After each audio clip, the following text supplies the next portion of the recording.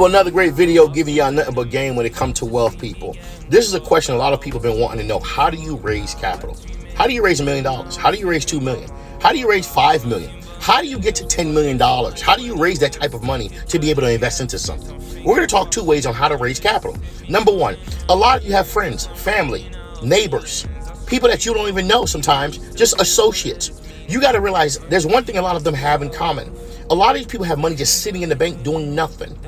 If you're able to pull these dollars together collectively and actually do what we call syndicate, you're just pulling money together to invest into something.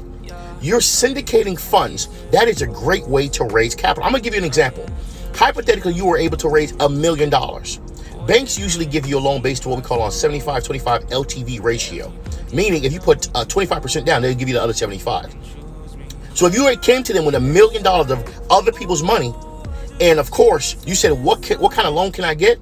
They'll divide that number by 0.25, and now they'll give you a loan for $4 million.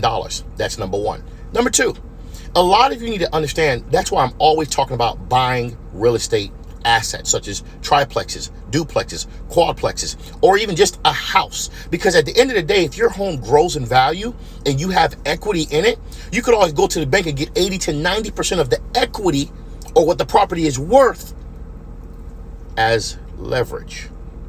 A lot of you need to understand, as you get smarter, as you get wiser when it comes to creating wealth, you're going to need more money than you have. Because a lot of you don't realize this.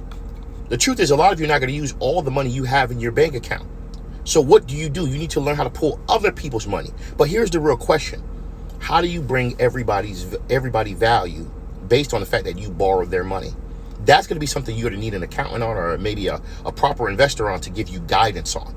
But at the end of the day, these are the greatest, the best, and the most effective ways as a beginner to raise capital. This is your boy Bob from Mentourme.com. People, be great, create wealth, and always understand you got to retire one day.